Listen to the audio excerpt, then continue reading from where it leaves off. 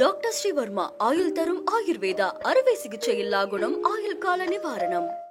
Oscar is always on right track. That is why Fast Track Taxi app உடனே download பண்ணுங்க. Summer holidays வந்தாச்சு, நம்ம GT ஹாலிடேஸும் வந்தாச்சு. GT holidays, south India's #1 travel brand. இங்கே எழுகிற பிரச்சனை என்னவென்றால் வரலாறை மனிதன் அரசியல் பிராணியாகவும் சமூக பிராணியாகவும் ஒரு வரலாற்று பிராணியாகவும் கொள்ளும் பொழுது அவ்வாறு கட்டுக்கதைகள் கட்டப்படுதல் என்று சொல்லும் பொழுது அது முழுக்க பொய்யில்லை.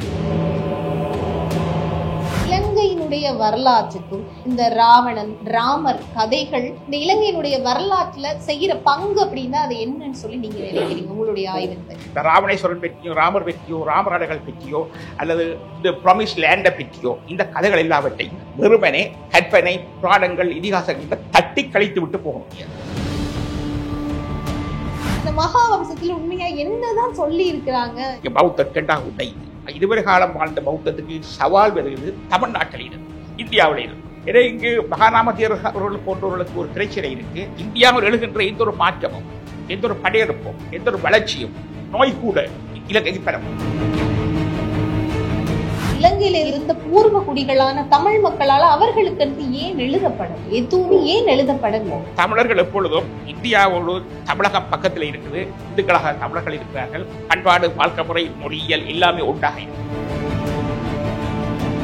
நாடாளுமன்றத்தில் தனிச்சிங்கள தீர்மானத்தை ஜெயவர்தனா கொண்டு வர அதுக்கு எதிராக பண்டாரநாயக்க பேசினார். தமிழ் மிகவும் செழிப்பான ஒரு நாகரிகமான வளர்ச்சி அடைய முடியும் என்று தமிழின் உரிமைக்காக பண்டாரநாயக்கா தமிழுக்காக வாதிட்டதுக்கு நிகராக ஒரு தமிழ் தலைவர் வாதிடே இல்லை.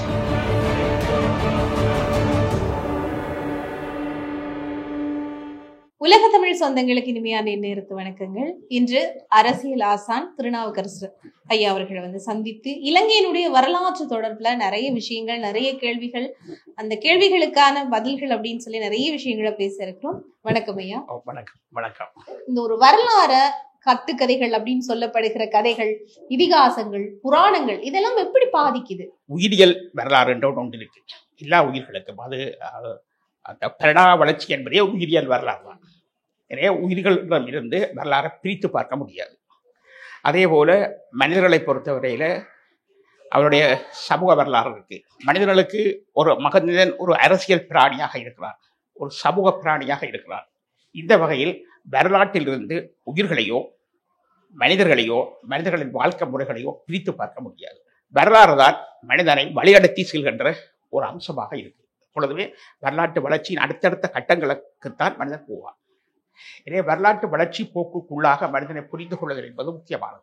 இங்கே எழுகிற பிரச்சனை என்னவென்றால் வரலாறை மனிதன் ஒரு அரசியல் பிராணியாகவும் சமூக பிராணியாகவும் ஒரு வரலாற்று பிராணியாகவும் கொள்ளும் பொழுது அவன் நினைவுகளினாலும் எண்ணங்களினாலும் கட்டியெழுப்பப்படுகிறான். ஒரு கடந்த கால நினைவுகள், அதிலிருந்து அவனுக்கு எண்ணங்கள், எதிர்காலம் பற்றிய சிந்தனைகள் என்பது எல்லாம் அந்த வரலாற்றின் தொகுக்கப்பட்ட பாதைக்கு ஊடாக அவனை கிடைக்கும். அப்படி கிடைக்கிற பொழுது அவன் என்ன செய்கிறான் என்றால் தனக்கு வாழுகின்ற சூழலுக்கு பொருத்தமாக அவன் கட்டுக்கதைகளையும் கண்டுவிடுகிறான். அதிலிருந்து நினைவுகளையும் உருவாக்கி விடுகிறான். இப்ப அவ்வாறு கட்டுக்கதைகள் கட்டப்படுதல் என்று சொல்லும் பொழுது அது முழுக்க பொய்யில்லை. ஒரு அடிப்படை உண்மையிலிருந்து திரிக்கப்பட்ட மிகைப்படுத்தப்பட்ட பிரச்சனைகளை உருவாக்கக்கூடிய தீர்க்கக்கூடிய இதிகாசங்கள், புராணங்கள், ஐதீகங்கள், கட்டுக்கதைகள் தோன்றுகின்றன. இந்த ஐதீகங்களுக்கு பின்னால் ஒரு அடிப்படையான இயல்பான வரலாறு உண்டு, ஒரு உண்மைத்தன்மையும் இருக்கு அப்படின்னு. உதாரணமாக நீங்க பார்க்கலாம். யூதர்களிடம் தி ப்ராமிஸ் லேண்ட் என்கிற ஒரு கோட்பாடு இருக்கு. இறைவனால் வாக்களிக்கப்பட்ட பூமி.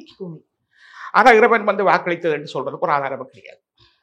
நாங்கள் வரலாற்றில் கடவுள் நேரடியாக அவருக்கு வாக்களித்தார் என்றால் சொல்ல மாட்டோம். வரலாற்று ஆளர்கள் என்ற வகையில் அப்படி நாங்கள் சொல்ல மாட்டோம்.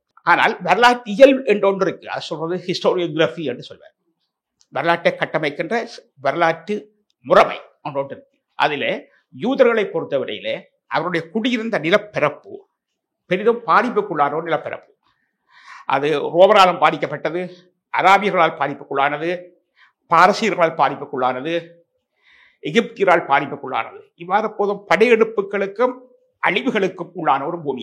இந்த வகையில் அவர்கள் எப்பொழுதும் அலைந்து திரிவார்கள், அழிக்கப்படுவார்கள், பாதுகாப்பற்றிருந்தார்கள். அந்த பின்னணியிலே அவர்கள் நினைக்கிறார்கள் தங்களுக்கு பாதுகாப்பு தங்களோட தாய் நிலத்துல தான் இருக்க நினைக்கிறார்கள். அதனாலே அவர் அதுதான் தங்களுக்கு இறைவன் கொடுத்த பூமி, நீ வேறு ஒரு இடம் போகாதே, அந்த பூமியை நீ பாதுகாத்துக்கொள்ளன்னு சொல்றார்கள். அதுதான் அவருடைய வாக்களிக்கப்பட்ட பூமி என்பதனுடைய அர்த்தம். எனவே வாக்களிக்கப்பட்ட பூமி என்று ஒன்று வரலாற்றில் காணப்பட்ட படையெடுப்புகள், அவருடைய புவியியல் அமைவிடம், அவர்கள் அனுபவித்த பிரச்சனைகள் என்பவற்றிலிருந்து தோன்றியது. ஆனால் வாக்களிக்கப்பட்டது என்ற அந்த கருத்து, அந்த கான்செப்ட் இறைவனோடு சம்பந்தப்படுத்தப்படும் இடத்தில் அதுக்கு உண்மையான ஆதாரங்கள் கிடையாது. ஆனால் அதுக்கு ஒரு பின்னணி உண்மை இருக்கு. இதே விடயம் இலங்கை ஈழத்தமிழர்கள் சிங்களவர்கள் வரலாற்றுக்கும் பொருந்தும். நிச்சயம். இப்ப இலங்கையினுடைய வரலாறு நம்ம எடுக்கும் போது அந்த வரலாறு மிகவுமே ரத்தம் தோய்ந்த வரலாறு. நம்ம காலங்காலமா அது இன்று வரைக்கும் 2009 வரைக்குமே பார்த்தா அது ஒரு ரத்த நிறம் சிவப்பு அப்படின்ற மாதிரி இலங்கை நிறம் சிவப்பாவே ஆகி போயிட்டது. அந்த பகுதிகள், அதாவது கடலோர பகுதிகள் சொல்லப்படுகிற தமிழர்கள் தாயகம் கேட்ட பகுதிகள் அப்படின்னு சொல்லலாம். அப்படி இருக்கும்போது இந்த இலங்கையினுடைய வரலாற்றுக்கும் இந்த ராமர் கதைகள் இந்த இலங்கையினுடைய வரலாற்றுல செய்யற பங்கு அப்படின்னா அது என்னன்னு சொல்லி நீங்க நினைக்கிறீங்க உங்களுடைய ஆய்வின் படி? இலங்கையின் வரலாற்றை அதன் புவியியல் அமைவிடத்திலிருந்து பிரித்து பார்க்க முடியாது. உதாரணமாக ரஷ்யா வரலாறு எடுத்துக்கொள்ளுங்கள். ரஷ்யாவுக்கு ஜெனரல் விண்டர் என்கின்ற சாகாவரம் பெற்ற தளபதி விண்டர் தான் ரஷ்யாவினுடைய பாதுகாப்பாளர். அப்போது ஆயிரக்கணக்கான ஆண்டு காலமாக நெப்போலியன படையெடுப்பாரையோ ஹிட்லர் படையெடுப்பாரையோ அல்ல வெளியரசுகின்ற படையெடுப்பாரையோ அது அளிக்கப்படாத ஒரு பகுதி. அது காரணம் இந்த விண்டர். இன்று யுக்ரைன் போர் நிகழ்கிறது. அந்த ஜியோகிராபிக்கல் லொகேஷனை பாதுகாப்பதற்கான போராக, அதை லொகேஷன் வார் என்று சொல்வார்கள். அந்த லொகேஷன் போராகத்தான் ரஷ்யா அதை நடத்தும். அதை இழந்தால் ரஷ்யாவை இழந்ததுக்கு சமம். அவர்கள் உயிரை கொடுத்தும் போராடுவார்கள். அந்த ஜியோகிராபிக்கல் டிட்டர்மினேஷன் இருக்காது, புவியியல் நிர்ணய நிலை இருக்கு. சரி, அப்படியே இலங்கை எடுத்துக்கொள்வதாக இருந்தால், இலங்கை ஒரு தீவு, இந்தியாவிலிருந்து பிரிந்திருக்கிற ஒரு சிறு கடலால் பிரிக்கப்படுகிற தீவு. இலங்கையில் சிங்களவர்களுக்கு ஒரு அரசை கொடுத்ததும் இந்த பாக்கினீர்கள் தான். அதே வேளையில் இலங்கைக்கு ஒரு நாட்டை கொடுத்ததும் இந்த பாக்கினீர்கள் தான். அதே வேளையில் அவருடைய மதத்தை பாதுகாத்துக் கொடுக்கிற பௌத்த சிங்களத்தை பாதுகாத்துக் கொடுப்பதும் இந்த பாக்கினீர்கள் தான். ஏனென்றால் இலங்கையில் இந்தியாவில் தோன்றிய பௌத்த மதம் இந்தியாவில் வேறொன்று பிடுங்கப்பட்டுவிட்டது. ஆனால் இலங்கைக்குள் புகுந்த பௌத்த மதம் அங்கே இருக்குது. காரணமாக தீவு என்பதனால்தான். தீவுக்கு என்று சில சிறப்பான இயல்புகள் உண்டு. எப்படி பாக்கினீரனை சிங்களவர்களுக்கு ஒரு அரசை கொடுத்ததோ, ஒரு நாட்டை கொடுத்ததோ, ஒரு மதத்தை பாதுகாப்பதற்கான அரணை கொடுத்ததோ, அதே பாக்கினீரனையே அவர்களுக்கு நஞ்சையும் கொடுப்பதாக அமைகிறது. எப்படி என்றால், இந்த பாக்கினீரனின் ஒரு புறத்தில் ஈழத்தமிழரும் மறுபுறத்தில் தமிழகமும் இந்திய அரசும் இருக்கிறது. இந்த சின்ன கடலை கடந்து இலங்கையை எப்போதும் ஆக்கிரமிக்கலாம் என்கின்ற அந்த சிந்தனை போக்கும் அதுக்கான பின்னணி வரலாறும் இருக்கிறது. இதைத்தான் நீங்கள் ராமருடைய படையெடுப்புகள் காணப்படுகிறது. இந்தியாவிலிருந்து காலத்துக்கு காலம் படையெடுப்புகள் வருவதனுடைய முதல் குறியீடாக ஒரு இதிகாச கதையாக ராமருடைய படையெடுப்பு இருக்குது. இந்த படையெடுப்பு இந்த நிகழ்ந்த கதை என்பதற்கான வரலாற்று ஆதாரங்கள் வரலாற்று பூர்வமாக சொல்ல முடியாது. ஆனால் இந்தியாவிலிருந்து காலத்துக்கு காலம் படையெடுப்புகள் வந்தன என்பது உண்மை. அது பாலம் இருக்கிறதா இன்றைய வரைக்கும் சொல்லப்பட்ட அது ஒரு பெரிய திட்டமாகி அது இலங்கையில் எதிர்ப்பு, இந்தியாவில் ஆதரவு, இப்படி எல்லாமே விஷயங்கள் இன்றைய வரைக்கும் இருக்கு. அது மத ரீதியான பரிமாணத்தை பெற்று இருக்கிறது ராமருடைய விஷயம். சரியா, அது ராமரணி என்று சொல்லப்படுகிறது. இந்த பிரச்சனை என்னவென்றால், அந்த ராமரனை பற்றிய விஞ்ஞானபூர்வமான விளக்கங்கள் வேறு இருக்கின்றன. இப்போது நாங்கள் அதற்குள்ள நுழைய வேண்டாம், அது பெரிய விஷயம். ஆனால் பிரச்சனை என்னவென்றால், இந்தியாவிலிருந்து படையெடுப்புகள் வருகின்றன என்பதும் படையெடுப்புக்கு இலங்கைக்கு வரும்பொழுதும் அதோட பாலத்துக்குள்ளதான் வர வேண்டும் என்பதும் பெற்றிய விஷயத்தை கட்டமைப்பது இலகுவானது. அப்படிப்பட்ட பின்னணியில் இலங்கையில் ராமரனை கூடாக படையெடுப்பு நிகழ்ந்தது என்று சொல்லப்படுகிறது. இந்த படையெடுப்பு விவகாரத்தை நாங்கள் ஒரு மிகவும் ஒரு பிரச்சனைக்குரிய சிக்கலான விடயமாக பார்க்க வேண்டும். இதனை வெறுமனே போகிற போக்கில் சொல்லிட்டு போக முடியாது. ஏனென்றால் இலங்கையில் ராவணேஸ்வரன் அல்ல ராவணன் என்கின்ற ஒரு பாத்திரம் இந்தியாவில் எப்பொழுதுமே ஒரு பிரச்சனைக்குரிய பாத்திரம். இந்திய அரசியலை பொறுத்தவரையில், இந்திய அரசை பொறுத்தவரையில், இந்து மதத்தை பொறுத்தவரையில் இங்கு கடந்த இன்று இலங்கையில் ஜனாதிபதியாக இருக்கின்ற அனுரகுமார் திசாநாயக்கா இந்தியாவுக்கு பதவியேற்ற பின் வந்த பொழுதோ அவரோடு இந்திய அமைச்சர்கள் அதிகாரிகள் அமர்ந்திருந்து பேசிய பொழுதோ அவருடைய பின்னணியில் பேக்ரவுண்டாக தஞ்சை ஓவியம், ராமர் தோற்கடித்ததான அந்த தஞ்சை ஓவியம் ஒன்று அங்கிருந்தது. அதுதான் பேக்ரவுண்டாக வைக்கப்பட்டிருந்தது.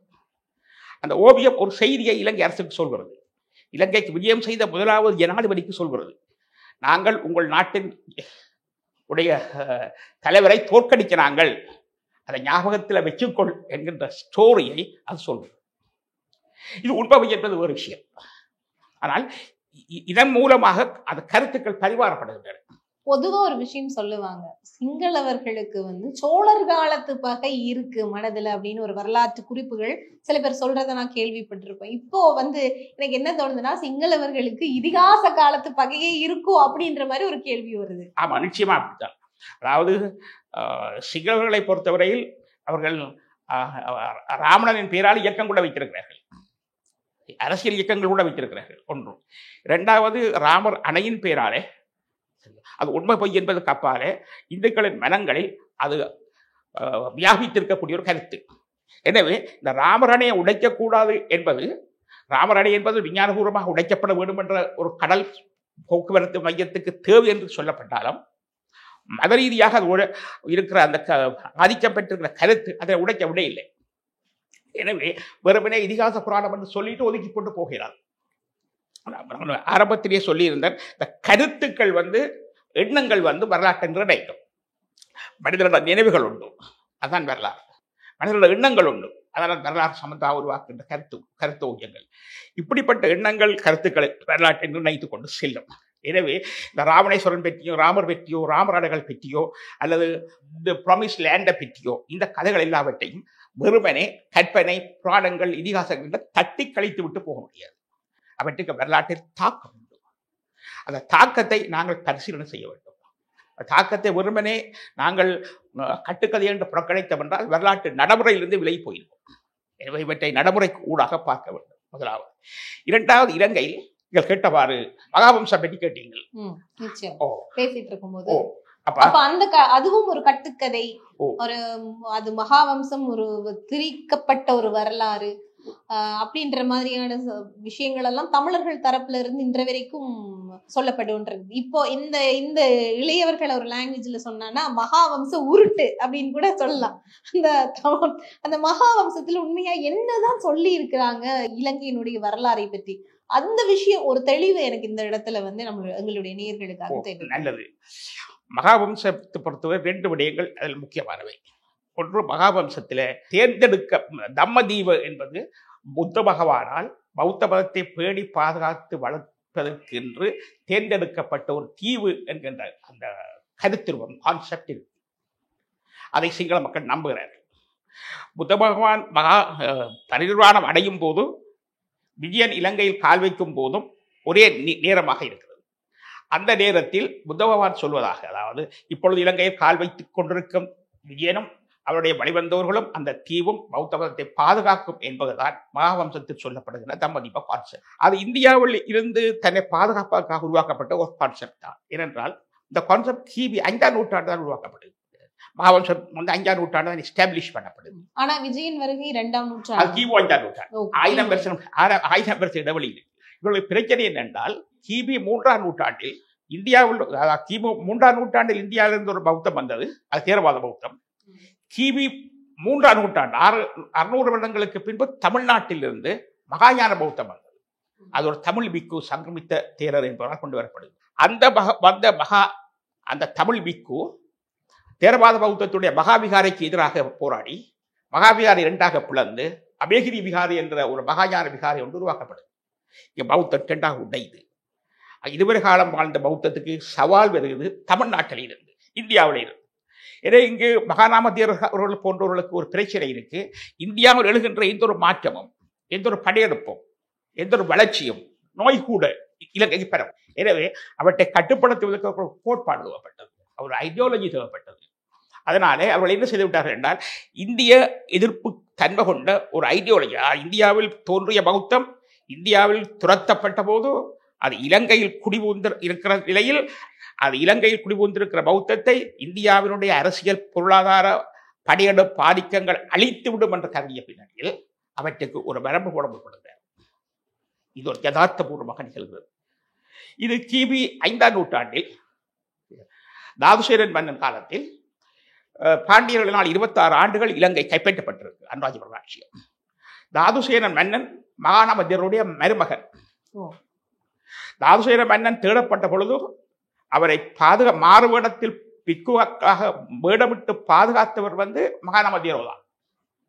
எனவே இந்த தமிழ்நாடு சம்பந்தமாக அல்ல இந்திய படையெடுப்பு சம்பந்தமாக அல்ல இந்திய ஆதிக்கம் சம்பந்தமான நடைமுறை அனுபவம் மகாநாமதேவருக்கு உண்டு. இந்த பின்னணியில் அவர் மகாநாமதேவர் இந்தியாவிலிருந்து பெறக்கூடிய ஆதிக்கத்துக்கான ஒரு சுவராக இந்த கோட்பாட்டை வரைந்திருக்க முடியும். அல்லது அந்த எண்ணக்கருத்து முதலே வளர்ந்து வந்திருந்தாலும் அவற்றை அவர் துலாம்பரமாக நிலைநிறுத்தியிருக்க முடியும். அந்த பின்னணியில் தான் எல்லாளன் துண்டகமினு உடைய யுத்தம் தீபவம்சத்தில் மிக சில பாடல்களை சொல்லப்பட்டு போக இங்கு அதுவே எல்லாளன் துண்டகமினு யுத்தமே ஒரு காப்பியமாக வரையப்பட்டு அதுவே முதன்மை பாத்திரம் பெற்றதை நாங்கள் காட்டலாம்.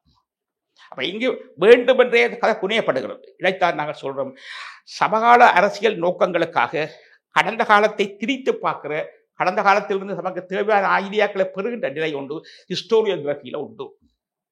எனவே இலங்கை வரலாற்றை இலங்கையின் ஹிஸ்டோரியோகிராஃபி கூடாக, இலங்கையுடைய அரசியலை இலங்கை வரலாற்று கூடாக ஒரு புறம் பார்க்கும் அதே வேளையில் ஸ்தாபிதமடைந்திருக்கும் இலங்கையினுடைய ஹிஸ்டோரியோகிராஃபி, அதாவது வரலாற்றியலு கூடாக பார்க்கவும்.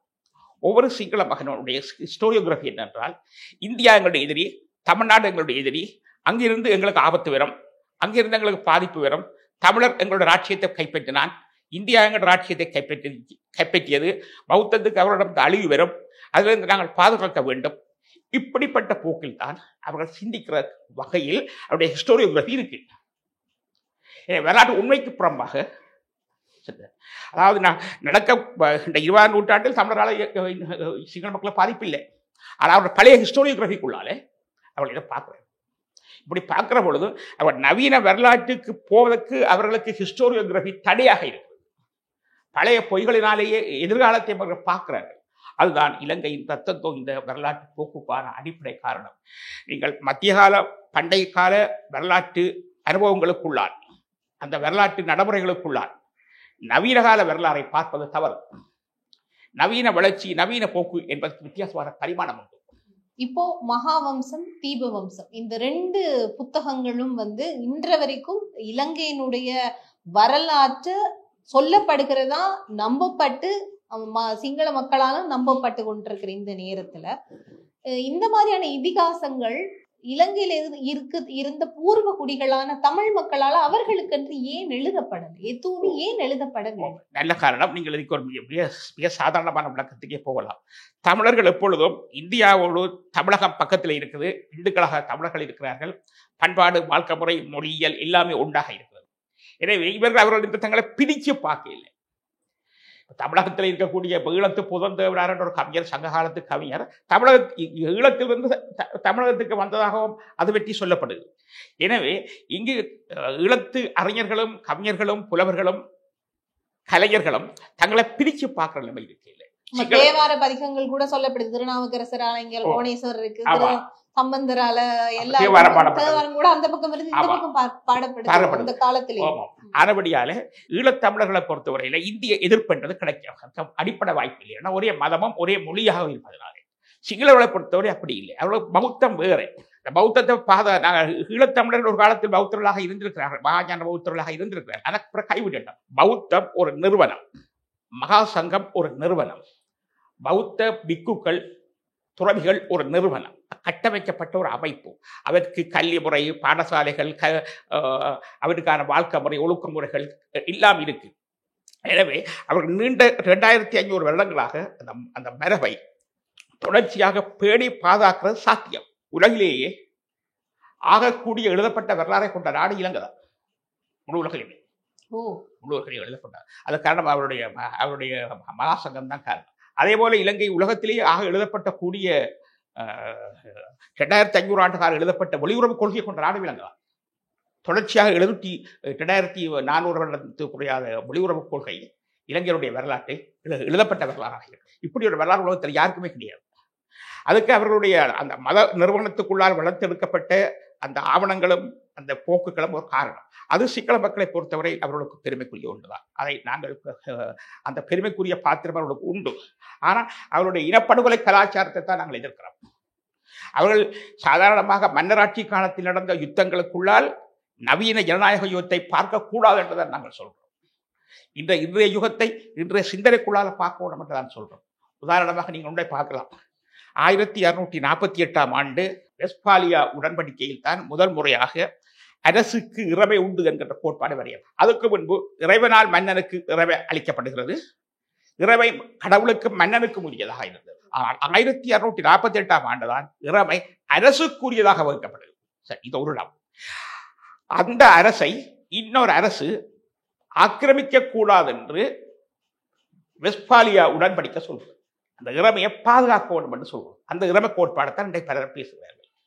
அதில் பிரச்சனைகள் கணக்கு நிறைய உண்டு. அது அரச இறைமை கோட்பாடு. நாங்கள் இப்போது பேசுவது மக்கள் இறைமை கோட்பாடு. ரெண்டுக்கு முன்னாடி இடைவெளி இருக்கு. அதை நாங்கள் இப்போ இதில் பேச முடியாது. நாங்கள் இதிலே நிறுத்துவோம். ஆனால் அந்த அரச இறைமை கோட்பாடு உருவானதை நாங்கள் முதல் கருத்தில் கொள்வோம். சரி, ஒரு பெரிய அரசுக்கு பக்கத்தில் இருக்கும் சிறிய அரசு விழுங்கப்படும் என்பது வரலாற்றியலில் முக்கியமான அம்சம். உலகத்தில் நீங்கள் பார்க்கலாம், இந்த ஒரு அரசும் பெரிய அரசு வளர்ந்து என்றால் பக்கத்தில் இருக்கிற சின்ன அரசை விழுங்கிடும். சேரரும் முழங்குவார், சோழரும் முழங்குவார், பாண்டியர் முழங்குவார், அண்ணன் முழங்குவான், தம்பியும் முழங்குவான், தாரசீனன் முழங்குவான், எல்லாரும் முழங்குவாங்க. இலங்கையில இந்த நடைமுறை எப்படி மாயாதுன்னு கூட்டராட்சியம் சௌரங்களுக்கு இடையே நடந்த சண்டை. எனவே சௌரன் என்றதுக்காண்டி ராட்சியத்துக்காக சண்டை பிடிக்க மாட்டார் இல்லை. எனவே அரச உரிமை சண்டை எப்போதுமே நிகழும். இந்த அரச உரிமை பற்றி, அரசு ஆதிக்கம் பற்றி, இந்த இறைமை பற்றி நாம் மிக ஆழமாக பார்க்க வேண்டும். இறைமை என்ற ஒரு பூதாகரப்பட்ட விடயம் இல்லை. இறைமை என்ற அதிகாரம், அதிகாரத்தினுடைய உச்ச அதிகாரத்துக்கு பேர் தான் இறைமை. அதிகார பீடத்துக்கு பேர் தான் அரசு. அப்ப இந்த இறைமை என்பது ஒரு பெரிய பூதாகரம் இல்லை, ஒரு அதிகாரம். அதிகாரம் உங்களுக்கும் இருக்கு. உங்களுடைய கணவனோட உங்களுக்கு அதிகாரம் இருக்கு. உங்களுக்குரிய அதிகாரத்தை உங்களோட கணவன் இயக்க மறுத்தாருண்டா நீங்க சண்டை பிடிப்பீங்க. சிலோட டிவோர்ஸ் பண்ணாமல் இருந்தால் சந்தோஷத்துக்குரிய விஷயம். நீங்க சண்டை பிடிப்பீங்க. அது உங்களோட இறைமை. இறைமை என்பது எல்லா உயிர்களுக்கும் உண்டு. அதிகாரம் என்பது எல்லா உயிர்களுக்கும் உண்டு. இந்த அதிகார பின்னணியில தான் நாங்கள் இந்த அரசியலை பார்க்க போறோம். எனவே சௌரங்களுக்கு இடையே சண்டை நடக்கும். இதனால் உங்களுக்கு ஒரு நல்ல ஒரு குட்டி உதாரணத்துக்களால் சொல்லலாம். தந்தையின் மரணக்கிரிகையின் போது, மன்னனா சக்கரவர்த்தியான தந்தையின் மரணக்கிரிகையின் போது கண்ணீரும் கம்பலையுமாக அந்த மரணக்கிரிகையை நடத்தி வைப்பவனாக இருப்பவர் முடிபுனைய போகும் அவனது தனையனே. அவருக்கு தகப்பன் செத்த உண்மையில சந்தோஷம், தனக்கு முடிவர போகுது. ஆனால் அங்க அந்த மரணக்கிரியை நடத்த முடிந்தால் கண்ணீர் வடித்துக் கொண்டுதான் மரணக்கிரியை நடத்துவான். கண்ணீரும் கம்பலையுமாக அந்த மரணக்கிரியை நடத்துவான். ஏனென்றால் முடி தனக்குரியது என்கிற மகிழ்ச்சியோடு. வெளியில கண்ணீர், உள்ளுக்கு மகிழ்ச்சி. இது தாயும் பிள்ளையும் என்றால் என்ன, தந்தையும் மகனும் என்றால் என்ன, அரசியல் அதிகாரத்திற்கு இப்படித்தான் இருக்கும். இதில் நீங்கள் தர்மம் தானங்கள் ஒன்றையும் பார்க்கக்கூடாது. நான் ஒருபோதும் பார்க்கவும் மாட்டேன்.